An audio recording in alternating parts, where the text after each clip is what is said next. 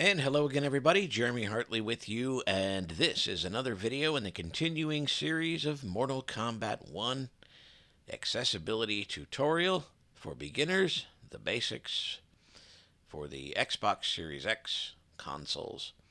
And I want to just quickly mention something. Somebody asked in the comments about a Windows version of this tutorial, and not to say that there will not be, but I am doing this in my spare time, and I'm not charging anybody for the use of these tutorials, and so therefore, trying to research things like how does Mortal Kombat compare on the Windows, and do we get the same amount of accessibility? I don't really know the answer to that because I haven't really had time to jump in and figure that out. So hopefully at this point, these tutorials will give you an idea to at least research it yourself and figure out if, but this should give you an idea if the game is what you want to spend your money on. Now, that doesn't necessarily mean that I will not have something for Windows users.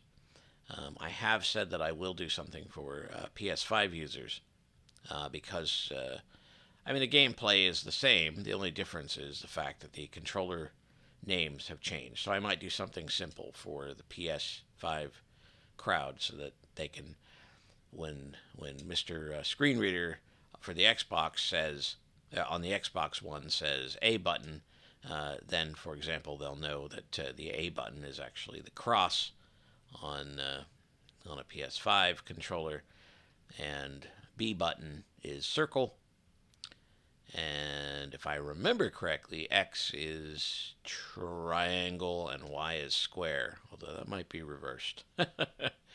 This is not a PlayStation video here, so I don't know. I may have gotten that wrong, but I could be right.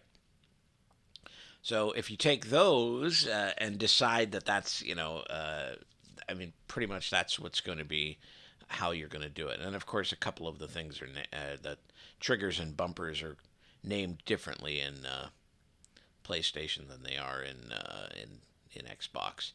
But again, it's the gameplay is going to be virtually the same. And I would assume the same goes for Windows. I think they were trying to make the screen reader pretty universal so that it should work on every platform. Don't quote me on that because I still don't know how the Windows version works. But I will say that there may be some videos for Windows, but not in the not in the near future at least. I want to get all this stuff done first, and then we'll worry about other operating systems later. All right, so we're going to be talking more about the basic throws, and before we do that, there is one part of blocking that I haven't talked about yet, and I sort of missed it in the previous video, and that is the fact that opponents obviously will mix and match their attack style. So some they'll throw a couple of mid and then get you off balance, and then they might go up high or might go down low, and so it's up to you as the person who has to block these things to try to guess what your opponent is going to do. Now, I have heard that things like overhead attacks are a bit slower, so that it should be easier to understand that an overhead attack is coming if you can't see it. But I don't know. I think it's just a matter of magnitude. I still have yet to really be swayed that that is a strategy. But nonetheless, we will find out whether I can. Let's see how many shots I can block all at once. Now, when I unpause this, because of the nature of how I had this paused, I'm probably going to get punched while I hold down view and move on to the next task. But hey, that's the hard knocks of, it's called paying your dues, isn't it? All right, here we go. On to some action. blocking and throws. Task 5 of 13. Your opponents will attempt to mix low attacks and overhead attacks to get past your defense. The button continue. Alright, so here we go. I'm going to try doing blocking with the mid attacks first. Block 5 overhead or low attacks. Oh. Hold right trigger while still.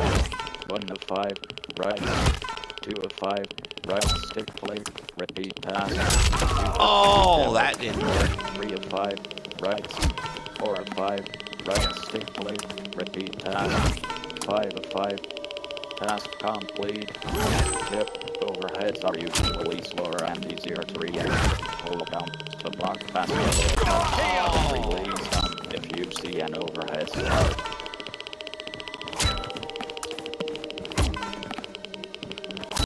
Oh.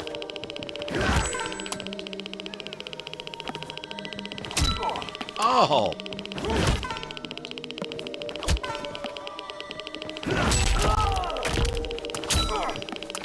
Oh, man. Oh. Dang.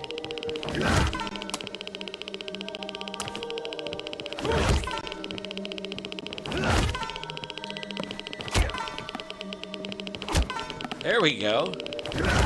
Yeah, look at that. Oh. Oh, geez. No, 3 in a row.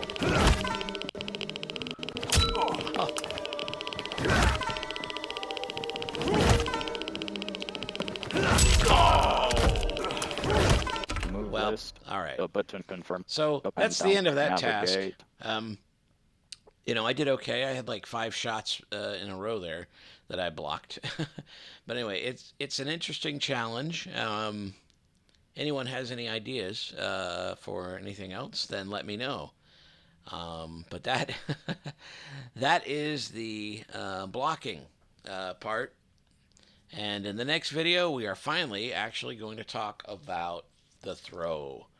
And that's going to be an interesting one because throwing has some interesting challenges about timing, which we will talk about next time. So until we meet again, Jeremy Hartley saying so long.